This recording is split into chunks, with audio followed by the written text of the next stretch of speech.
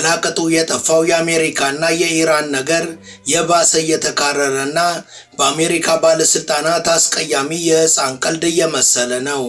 ዘውትር ሌላ ሀገርን መዝለፍ የማይሰለቻቸው ትራምፕና ሹማምንቶቻቸው አሁን ደግሞ የነገር አፈሙዛቸውን ወደ አሸማጋይዋና ወዳጃቸው ፓኪስታን አዙረዋል። ፓኪስታን የማትታመን ሀገር ናት፣ ቻይና ማትታመንም ብለዋል። መላው ዓለም የፓኪስታንን ጥረት እያደነቀና እያመሰገነ ሳለ አሜሪካውያኑ ግን እንዲህ ማለታቸው በርካቶችን አስቆጥቷል። በሌላ በኩል የአሜሪካ የስለላ ድርጅት ኢራን አሁንም 90% ከመሬት በታች የሚሳኤል ቦታ እንዳላት ይፋ አድርጓል። ኢራን ከዛ ባሻገር በሆርሙዝ ሰርጥ ከሚገኙ 33 የሚሳኤል ቦታዎች 30ዎቹ አሁንም ስራቸውን በሚገባ እንደቀጠሉ ተገልጿል። ከሚሳኤል ክምችቷም 70% እንዳልተነካ ተገልጿል።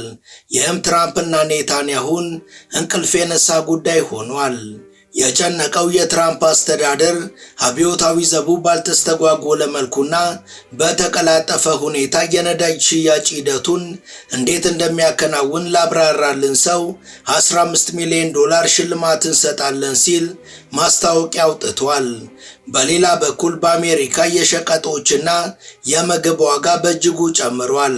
የግሮሰሪ ዋጋ በሚያዝያ ወር በ0.7% ጨምሯል። የትኩስ አትክልት ዋጋ ከ3 ወራት በፊት ከነበረው ከ44% በላይ ጨምሯል። ዳቦና ወተትም በ8%ና በ5% ጭማሪ ያሳዩ ሲሆን የቡና ዋጋም ከ22% ከፍ ብሏል። አጉራ ዘለሉ ትራምፕ ግን ጎልደን ዶም የተሰኘውና በቅርቡ የሚያስጀምሩት የሚሳኤል ጋሻ ፕሮጀክታቸው $12 ትሪሊዮን እንደሚፈጅ መግለጻቸው በርካታ አሜሪካውያንን አስቆጥቷል። ትራምፕ በአሜሪካውያኑ ቁጣ ያለ ጊዜያቸው ከስልጣን እንደሚገረሰሱ የፖለቲካ አዋቂዎች ተናግረዋል። በሌላ በኩል የኢራኑ ልዑል ረዛ ፓላቪን ትራምፕ በኢራን አነግሳለሁ ብለውኝ ተስፋን ሰንቄና ብዙ ወጪን አውጥቼ ሳለ ትራምፕ ዞር ብለው ከመንግስት ጋር መደራደራቸው በእጅጉ ተስፋ አስቆርጦኛል ብሏል። And Trump has rejected Iran's peace proposal as totally unacceptable. Iran's proposal stresses that the US must pay compensation for the war damages. I don't think we need any help with Iran, to be honest with you. They're defeated militarily, and they'll either do the right thing or we'll finish the job. ሰላም በመላው ዓለም የምትገኙ ውድ የመሿለኪያ ቤተሰቦች፣ በዛሬው መሰናዷችን በኢራንና በአሜሪካ ዙሪያ እየወጡ ስላሉ አስደንጋጭ መረጃዎችና ከሀገራቱ ጋር የተገናኙ ወቅታዊ ጉዳዮችን እናስቃኛችኋለን። ቻናላችንን ሰብስክራይብ፣ ላይክ እና ሼር ታደርጉ ዘንድም እንጋብዛለን።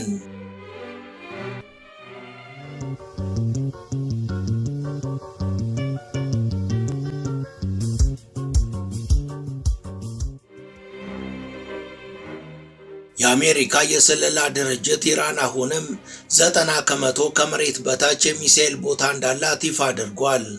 የአሜሪካ የስለላ ኤጀንሲ ከፖሊሲ አውጮች ጋር ከዝግ በሮች ጀርባ አስደንጋጭ ታሪክን የነገራቸው ሲሆን ይህም የትራምፕን የአደባባይ መግለጫዎች በቀጥታ የሚቃረን ነው።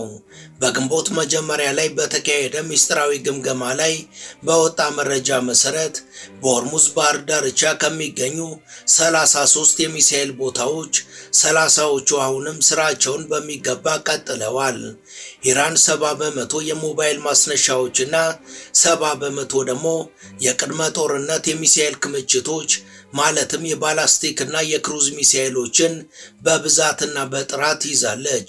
90% የሚሆነው ከመሬት በታች የሚገኘው የሚሳኤል ማከማቻና ማስጀመሪያ መገልገያዎችም በሀገር አቀፍ ደረጃ አሁንም ሙሉ ለሙሉ ስራ ላይ ናቸው። ይህም የትራምፕንና የኔታንያሁ መንግስታትን በእጅጉ ያስደነገጠ ሆኗል። በተለይ ደግሞ 1000 መግለጫን ባናት ሲያወጡ የነበሩትን ትራምፕን በእጅጉ ያዋረደና ያሳቀቀ ሆኗል። በዚህ ዙሪያ የተናገሩት አሜሪካዊው የፖለቲካ ሳይንስ ምሁር ሮበርት ፓፔ ኢራን አሁንም አቅሟ ከየትኛውም ሀገር በላይ ነው፣ የኢራንን ግስጋሴ የሚያቆምም ምንም ነገር አይኖርም ብለዋል። Iran's growing power is built on two factors. One is geography and the other is really cheap technology called drones and mines. የኢራንን የኃያልነት ግስጋሴ ማንም ማስቆም አይችልም። የኢራን ኃያልነት ሁለት ነገሮች ላይ የተመረኮዘ ነው። አንደኛው ጂኦግራፊያዊ አቀማመጧ ሲሆን ሁለተኛው በቀላሉ ድሮኖችን፣ ሚሳኤሎችንና ራዳሮችን ዘመናዊ በሆነ መልኩ ማምረት መቻሏ ነው። እነዚህ ሁለት ነገሮች ኢራንን በቀጣይ የዓለማችን ኃያል አገር ያደርጓታል። አሜሪካ የኢራን አብዮታዊ ዘብ የነዳጅ ዘይት ንግዱን እንዴት እንደሚያቀላጥፍና በዚያ አጣብቂኝ ውስጥ ሆኖ እንኳን የነዳጅ ንግዱ አንድም ሳይስተጓጎል መከናወኑ ለአሜሪካና ለትራምፕ አስተዳደር ትልቅ እንቆቅልሽ ሆኗል። ሚስጥሩንም ለማወቅ የቱንም ያህል ቢዳክሩ እስካሁን ማወቅ አልቻሉም። ይህን ተከትሎ መላው የጠፋው ትራምፕ የአብዮታዊ ዘቡን የተቀላጠፈ የነዳጅ ሽያጭ ሂደትን እንዴት እንደሚከናወን ላብራራልን ሰው $15 ሚሊዮን ሽልማት እንሰጣለን ሲል ማስታወቂያ አውጥቷል። ይህም በርካቶችን ያስገረመና ኢራን ዳግም በአሜሪካ ላይ የበላይነት የወሰደችበት ሌላኛው ዘርፍ ነው አስብሏል። በዕለተ ማክሰኞ በስቴት ዲፓርትመንት ሽልማቱን በተመለከተ በተሰጠው ማብራሪያ የአብዮታዊ ዘቡን የነዳጅ ዘይት ጭነት እንዲሁም በሂደቱ ላይ ታንከሮችን በተመለከተ ዕውቀቱ ያላቸው አካላት ወይም ተዛማጅ እንቅስቃሴዎችን በተመለከተ ግለሰቦች መረጃ ካላችሁና መረጃውን ካካፈላችሁን ከፍተኛውን ክፍያ እንሰጣችኋለን ብሏል። በሌላ በኩል በዋሽንግተን ዲሲ የሚገኘው የስትራቴጂክና ዓለም አቀፍ ጥናት ማዕከል ዳይሬክተርና ከፍተኛ ባልደረባ የሆኑት ሮድሪጎ ፖሊንግ የሆርሙዝ ሰርጥ በዚህ ልክ ሊዘጋ ከቻለ በምድር ላይ ያሉ ሌሎች የውሃ መንገዶችም እንዲሁ የሆነ ቀን ሊዘጉ ይችላሉ ብለዋል። ፖሊንግ አክለውም ቻይና እንደ አሜሪካ ሞኝ አይደለችም። ኢራን ሆርሙዝን መዝጋቷን ተከትሎ አሜሪካ ብዙ ከስራለች።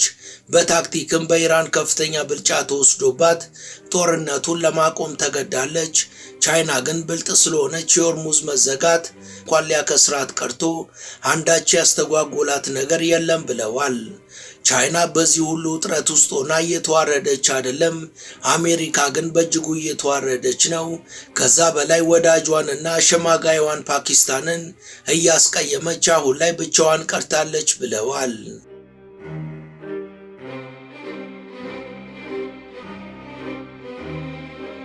የቻይናው የውጭ ጉዳይ ሚኒስቴር ዋንግ ዩ በፓኪስታን አቻቸው መሐመድ ኢሻቃር ዳር በኩል የሆርሙዝ ባህርን መልሶ ለመክፈትና የሀገራቱ ግጭት በሰላም እንዲቋጭ የሽምግልና ጥረቱን እንዲያጠናክር አሳስበዋል።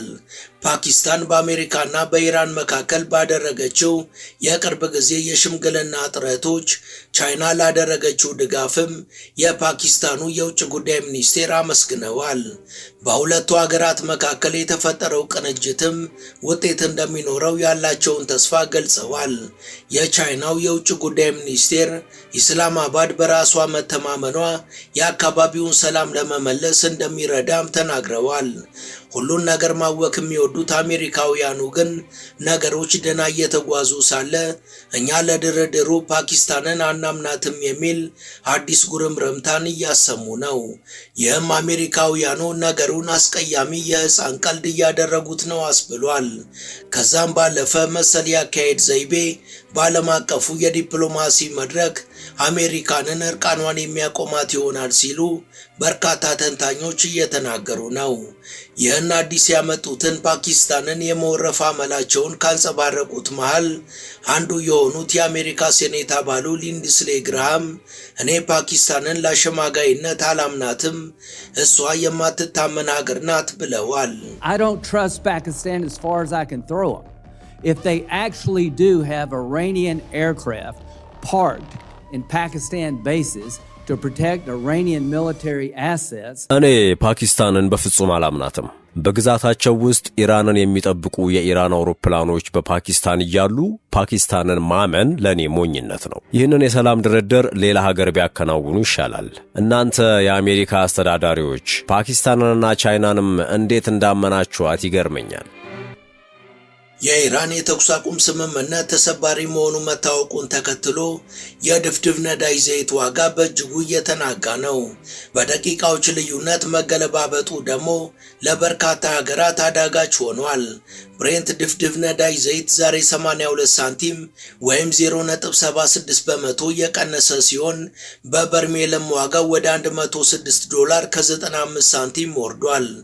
ኢንቨስተሮች አሁን ያተኮሩት ትራምፕ ወደ ቻይና ባደረጉት ጉዞ ከሺ ጂንፒንግ ጋር የሚኖራቸው ውይይቶች የዓለም አቀፍ ሸቀጥ ዋጋዎችንም ሆነ በሰፊው የዓለም ኢኮኖሚ ላይ እንዲሁም ደግሞ የኢራኑ ጦርነት ላይም ትልቅ ትርጉም ያለውን ነገር ያስከስታል ብለው ጠብቀዋል። በሌላ በኩል ትራምፕ ስለ አሜሪካውያን የገንዘብ ሁኔታና የኢኮኖሚ ሁኔታ ምንም አያስቡም ተብለው በእጅጉ ተብጠልጥለዋል።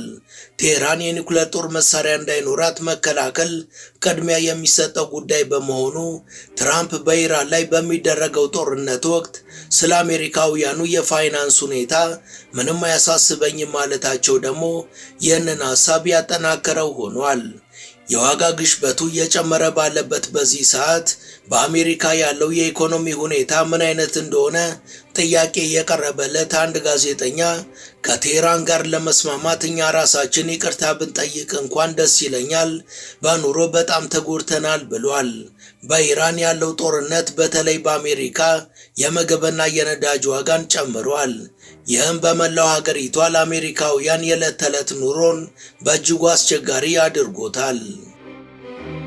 ውድ የመሿለኪያ ቤተሰቦች ይህን ዘገባ እዚህ ድረስ ከተከታተላችሁት ቻናሉ የበለጠ እንዲያድግ አንድ ጊዜ ሰብስክራይብ እንድታደርጉ አስታውሰን ተረካችንን እንቀጥል።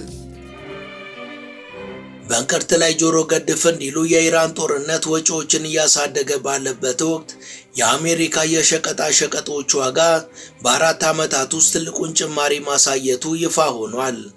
የአሜሪካው የሰራተኛ ስታቲስቲክስ ቢሮ እንዳስታወቀው በአገሪቷ ያለው የግሮሰሪ ዋጋ በሚያዝያ ወር በ0.7 በመቶ ጨምሯል።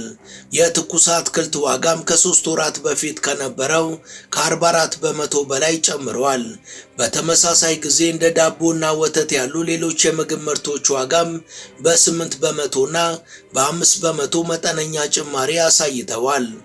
ቡናና የበሬ ስጋም የዋጋ መናወጥ እያጋጠማቸው ነው። የመጓጓዣ ወጪዎች መጨመርና ከፍተኛው የዓለም ፍላጎት ዋጋውን በእጅጉ ከፍ እንዳደረገው ተገልጿል። ባለፉት 3 ወራት ውስጥ በአሜሪካ የግሮሰሪ የቡና ዋጋ በዓመት ከ22 በመቶ በላይ ጨምሯል። በዚህ ዙሪያ የተናገሩት የኢኮኖሚ ባለሙያውና ተንታኙ ቲም ኦብራየን ዶናልድ ትራምፕ የማያሸንፉትን ጦርነት በስህተት ከጀመሩ በኋላ በሁሉም ዘርፍ ነገሮች ካሰቡት በተቃራኒው ሲጓዙ ስህተታቸውን አምነው ይቅርታ እንደመጠየቅ ስህተታቸውን ለመሸፋፈንና የግድ አሸናፊ ልሁን ማለታቸው አሜሪካንንና አሜሪካውያንን በእጅጉ እየጎዳ ነው። አሁን ላይ ትራምፕ ሳያውቁት ደጋግመው ራሳቸው ላይ የተኮሱ ነው። ከሁሉም ያጣ ሆነው ቁጭ የሚሉበት ጊዜም ሩቅ አይደለም። የአሜሪካ ኢኮኖሚም ከሚታሰበው በላይ ተንኮታክቷል ብለዋል። Imposing tariffs on countries that don't do what he tells them to do, or going to war with Iran. And both of those actions have economic consequences stemming from them. ትራምፕ ከየትም ሐሳብ እየለቃቀመ የሀገሪቷን ፖሊሲ እንዳሻው ይነዳል። መዘዙን ሳያስብ ትልቅ ኢኮኖሚ ያላቸው ሀገራት ላይ ከፍተኛ ታሪፍ ጨመረ። የአልበቃ ብሎት በደመነፍስ ከኢራን ጋር ጦርነት ጀመረ። ሁለቱ ነገሮች ደግሞ የአሜሪካን ኢኮኖሚን በእጅጉ አድቅቀው ከቁጥጥር ውጭ ያደረጉት። አሁን የትኛውም ነገር ከእርሱ ቁጥጥር ውጭ ሆኗል። በዚሁ ከቀጠለ በሸቀጦች ዋጋ መናር ከአቅሙ በላይ የሆነበት የአሜሪካ ሕዝብ በጉልበት ያወርደዋል።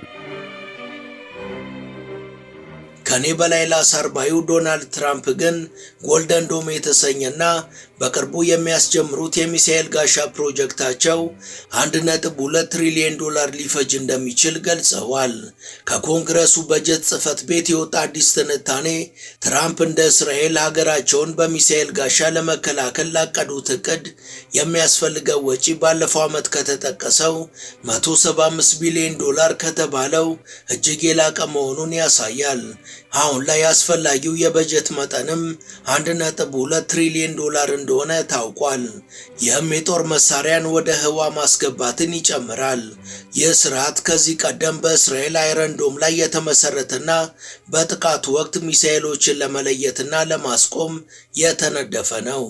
እስካሁን ድረስ ግን ኮንግረሱ ለፕሮጀክቱ 24 ቢሊዮን ዶላር ገደማ ብቻ ነው የፈቀደው። ትራምፕ የስልጣን ዘመናቸው በጥር 2029 ከማለቁ በፊት ፕሮጀክቱ እንደሚሰራ ይጠበቃል። በተለይ ግን የእስራኤሉ አይረን ዶም በአምናውና በዘንድሮ ጦርነቶች ውጤታማ ለመሆኑ እየታየ እንዲሁም የአሜሪካ የኢኮኖሚ ሁኔታ ለህዝቡ ማነቆ በሆነበት በዚህ ሰዓት ይህ መታቀዱና ከዛም አልፎ በጀት መጽደቁ አሜሪካንንና ትራምፕን እውነት ግን ምነካቸው አስብሏል። ይህ በእንዲህ እንዳለ ትራምፕ የኢራኑን ጦርነት በማንኛውም መንገድ ተጠቅመን በባሌም ሆነ በቦሌ ማሸነፍ አለብን ብለዋል። ትራምፕ አሜሪካ በዲፕሎማሲያዊም ሆነ በወታደራዊ ኃይል በጦርነት ድል እንደምትቀዳጅ በመግለጽ ዋሽንግተን እልባት እንድታገኝ ቻይና ትረዳታለች የሚለውን ሐሳብም ውድቅ አድርገዋል።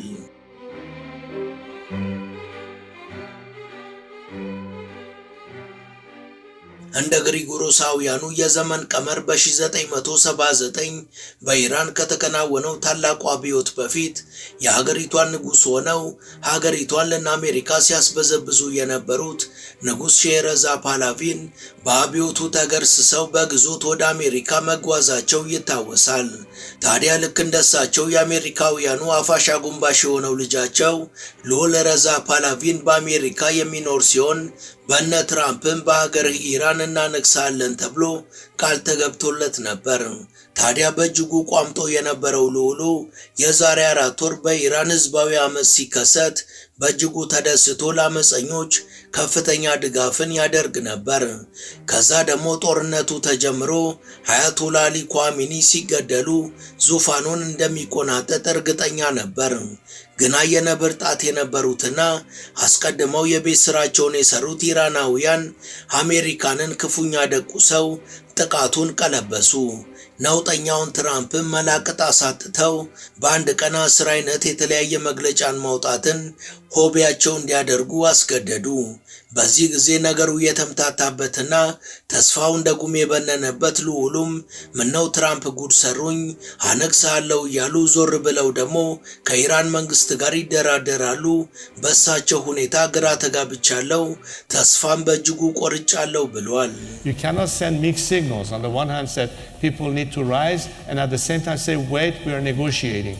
It's confusing the hell out of everyone. የአንድን ሀገር መንግስት ለመጣል ስታቅድ የተቀናጀና የተናበበ ነገር ታደርጋለህ እንጂ በየደቂቃው የሚቀያየር የተዘበራረቀ መግለጫ አትሰጥም። አንዴ ህዝቡን አምጹ እያሉ ዞር ብሎ ደግሞ ቆይ አቁሙ ከመንግስት ጋር ለስምምነት መወያየት የትም የማያደርስ ነው። ሁሉንም አካል ግራ የሚያጋባ የትራምፕ ድርጊት ከዚህ በኋላ ተፈላጊውን ለውጥ ያመጣል ብዬ አላምንም። የተባበሩት መንግስታት የጸጥታው ምክር ቤት በሆርሙዝ ሰርጥ ጉዳይ 112 አባል ሀገራት የደገፉት የውሳኔ ሐሳብ ረቂቅን አቀረበ። የረቂቅ ሐሳቡ 3 ገጾችን የያዘ ሲሆን እንደ ህንድ፣ ጃፓን፣ ደቡብ ኮሪያ፣ ካዛኪስታን፣ ኬንያ፣ ሴኔጋል፣ አርጀንቲና እና ሁሉም የአውሮፓ ሀገራት ማለት ይቻላል እንዲሁም የገልፍ ሀገራት ድጋፋቸውን ሰጥተውታል። ከ193ቱ የተባበሩት መንግስታት ድርጅት አባል ሀገራት 2/3 ድጋፍም አግኝቷል። ይህ የውሳኔ ሐሳብ በሆርሙዝ ሰርጥ ላይ የመርከቦች ነፃነትን የሚጠይቅ ሲሆን ከዛ ባሻገር የውሳኔ ሐሳቡ ዓላማ ዓለም አቀፍ የውሃ መንገዶችን፣ የንግድ መርከቦችንና የኃይል አቅርቦቶችን ለመጠበቅ እንዲሁም ዓለም አቀፉን ኢኮኖሚና ንግድን ማረጋጋት ነው። የባህር ተሳፋሪዎችን ደህንነትን ማረጋገጥም ረቂቅ ሐሳቡ ላይ ሰፍሯል። ይህ ሰነድ የሆርሙዝ ሰርጥ መዘጋጋት ስላለው ኢኮኖሚያዊ ተጽዕኖ በግልጽ የሚናገርና ሰፊ የመፍትሄ ሐሳብን የሚያቀርብ ነው ተብሏል። ከዛ ባሻገር ኢራን በባህረ ሰላጤው ጎረቤቶቿ ላይ የምታደርገውን ማንኛውንም አይነት ጥቃት እንድታቆም ትጠየቃለች ይላል። አሜሪካና እስራኤልም ዳግመኛ ኢራን ላይ ጥቃት እንዳይሰነዝሩ ያስገድዳል። ይህ የመፍትሄ ሐሳብ በዚህ ሳምንት መጨረሻ ላይ ተግባራዊ ሊሆን ይችላል ተብሏል። በሌላ በኩል ጸብ በደላላ የሚፈልጉትና ዓለምን ካልበጠበጡ ተኝተው የማያድሩት ነውጠኛው ትራምፕ ቬንዙዌላ የአሜሪካ 51ኛ ግዛት ልትሆን እንደምትችል ፍንጭ ሰጥተዋል። በትሩዝ ገጻቸው ላይም የቬንዙዌላ ካርታ ላይ የአሜሪካ ባንዲራን ለጥፈዋል። ፕሬዝዳንቱ የቬንዙዌላን ምስል በቀይ በነጭና በሰማያዊ ቀለም የቀቡት ሲሆን ይህም ከግሪንላንድና ከካናዳ በኋላ ሌላ ሉዓላዊ ሀገርን ወደ አሜሪካ ስቴትነት ለመቀየር ያላቸውን ከፍተኛ ዕቅድ ያንጸባረቀ ሆኗል።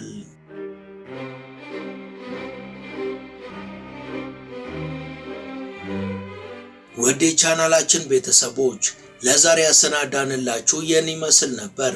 እስከ ዝግጅታችን ፍጻሜ አብራችሁን ስለነበራችሁ ከልብ እናመሰግናለን። በቀጣይ ቢሰሩ የምትሏቸውን ርዕሰ ጉዳዮች ብትጠቁሙን ደስ ብሎን እንቀበላለን። ቻናላችንን ሰብስክራይብ ማድረግ፣ የደውል ምልክቱን መጫንና ላይክ ማድረግ አትዘንጉ እያልን ለዛሬ በዚሁ ተሰናበትን። መልካም ጊዜ።